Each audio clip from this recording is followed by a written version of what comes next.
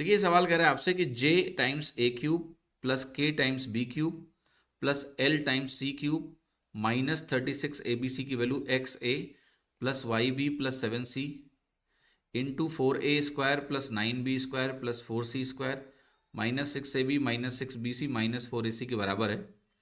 हमें j plus के plus l और x plus Y plus z का प्रोडक्ट निकालना है। अच्छा सवाल है।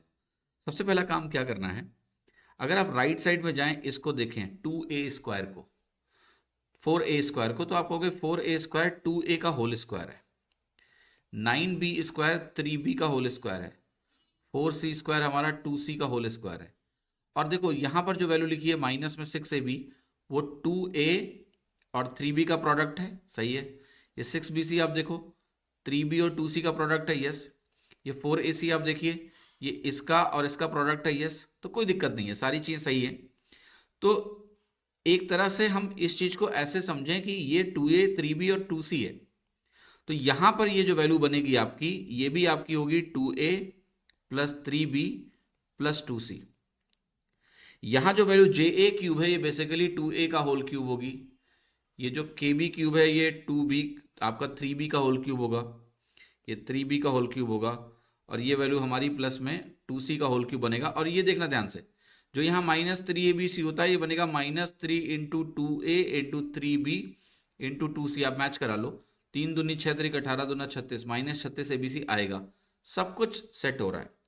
तो कुल मिला के आपको ये समझना है कि ये एक्सप्रेशन है 2a का होल क्यूब प्लस 3b का होल क्यूब प्लस 2c का होल क्यूब माइनस 36 abc यहाँ बन जाएगा। और ये वैल्यू आपकी बन जाएगी 2a plus 3b plus 2c, और बाकी तो ब्रैकेट में जो जो कुछ लिखा था वो लिखा ही जाएगा।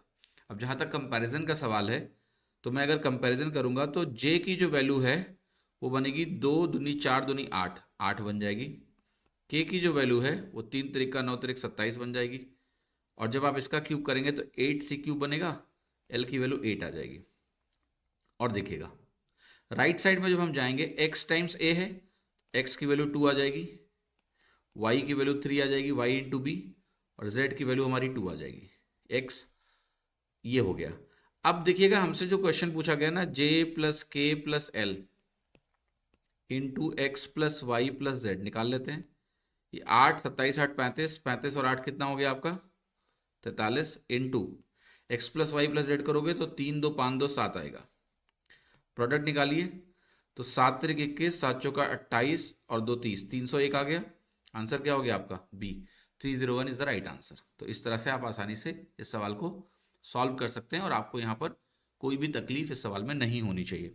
आप इस प्रोडक्ट को ऐसे भी सोच सकते हैं कि आप इसको 40 प्लस 3 में ब्रेक करके इंटू 7 करिए, फिर आप कहते हैं 7 इंटू 40 280 बनेगा, 7 इंटू 3 21 बनेगा, तो मेरा जो आंसर है वो टोटल होकर 301 बनेगा। तो यहाँ भी कोई तकलीफ नहीं है, इस तरह से भी हम इस सवाल को कर सकते हैं।